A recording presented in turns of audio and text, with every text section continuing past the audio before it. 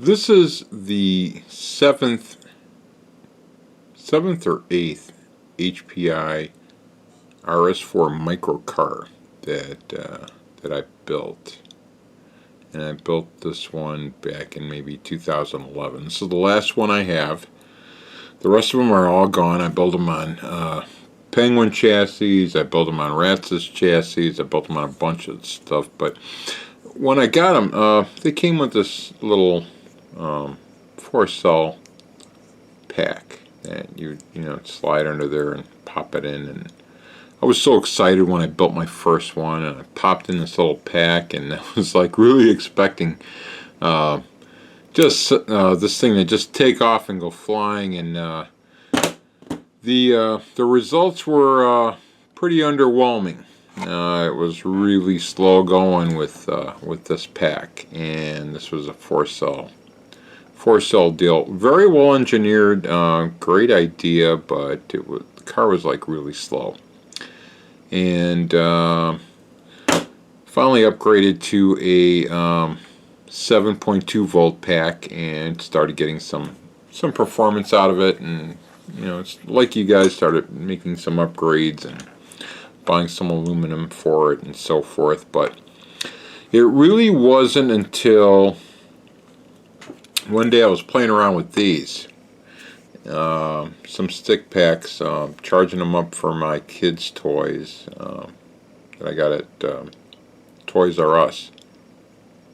So we went from 7.2 volt to 9.6 volt. And I thought, wow, instead of 6 cells, I wonder if I can squeeze in 8 cells with a stock motor and just give it that much more voltage. I wonder if this thing would like really fly. And you know what? It did. And it took the clip here that came with it, so you can install your battery packs, and just ran some black tape around it. And I tested the car, and the car ran phenomenally. I mean, it just absolutely took off. Just running that extra voltage gave me more RPMs, so I could run a smaller gear and get quick off-the-line performance and still get a very high top speed without sacrificing anything. And that's what I did. The only problem was finding the right body. The other bodies that were available pretty much, were... I put these on, and they were just like, the sides were just like bulging out and looked terrible until I landed across the Dodge Viper body. And I put the Viper body on, and as you can see, the Viper body perfectly clears this battery. So when you have a painted body, you can't really tell what you're running under here. So let me pop this off.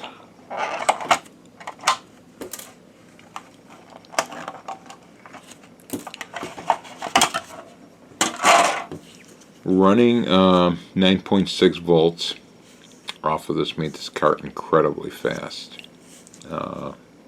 Fairly lightweight. A lot of guys at the time were going to sub C, running 6 of those, so it was just a wider frame and a lot more weight for that tiny little motor to push around. And I went the opposite way. For this particular one, I used the HPI carbon fiber frame, and I went in with the 8 cells. And I started out with a stock motor, and the problem was running this much voltage through the stock motor at high speeds after a little while basically burned out the motor. I mean, it just disintegrated on the inside. So one day I was at American Scientific, and I noticed HPI had the motors for sale for around $8 or so. And American Scientific had these motors. These are actually some of the motors that I purchased for $1.25. So I thought, wow, man, I bought a whole big box of these. And actually, these motors are what I have left. And to my surprise, this is a stock motor from HPI, which is a I can barely read that. A BN671715. This was the stock motor, and I think I have stock motor on it. Yeah. And then these were either the same number, BN 871720 or BN 871719. And these motors had a much higher RPM than the stock motor from HPI. And around that time when I started, using these motors, a couple of guys, I guess, out in California or so, discovered that these were faster motors and they looked identical to the HPI motors, and they called them cheater motors because I guess they would enter races with these. They looked like stock, but they ran faster. So hence the name cheater motors. Okay. Well, now we have this car, which is now running on a cheater motor with 9.6 volts, and it's incredibly quick.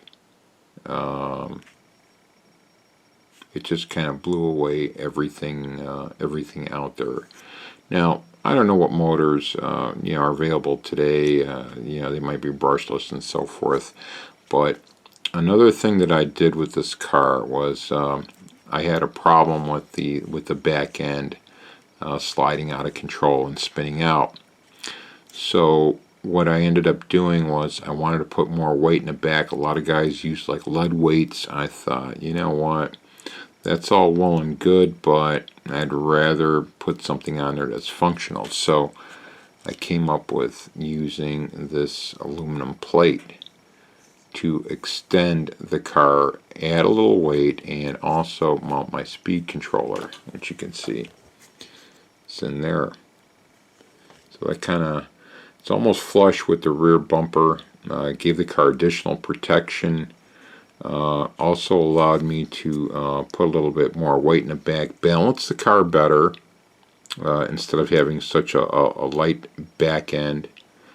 And also lower the center of gravity, because as you can see, all I have on top is this Novak receiver. So that's what the final iteration, the 7th build for my HPI Micro car ended up looking like. As you can see, very little aluminum. I used aluminum posts to keep the body from moving around. I used this servo post, which I think is a Tamiya servo post, to kind of strengthen it. The steering is absolutely super tight. It does not move at all unless you want it to. There's an on switch on the bottom. This way. It says the upgraded differential. It has the heat-seeking motor mount, and I added the lights later on. The only downside is that running these motors at high speed excessively, you'll blow them out. Actually, putting the LEDs kind of lowered the voltage going to the motor a little bit, so I was able to get some longer life out of the motors. But running this with a better motor, a stronger motor, or even something like a tattoo motor capable of 15,000 RPMs, you can make a really quick car running at 9.6 volts. Probably the only other thing I did that you might want to do to yours is, if you can see here, see that little shiny part right there? That's a washer. I added washers all the way around wherever the chassis met with suspension components. You can see, I don't know if you can see that here. Here's another one here and on the other side. And the reason for that is, what that did was that dropped the chassis down a little bit, and that was and that gave me a little bit more clearance where the belt may have been, you know, touching the frame and creating some drag. It gave the belt a little bit more clearance on the bottom so that the car would rotate freely. So I went with a lighter car, greater center of gravity, a little bit more balanced weight, and higher voltage on the battery to create a faster car. And maybe some of this information you can use on some of your builds. This is a really cool car. I like it. I'm going to keep it. It's pretty quick. So anyway, that's about it. Hope you guys like this video. If you like it, at some time in the future, I'll show you some more of my RC building tips and tricks. Hopefully you'll like it. Hopefully you can use some of this information. Thanks for watching.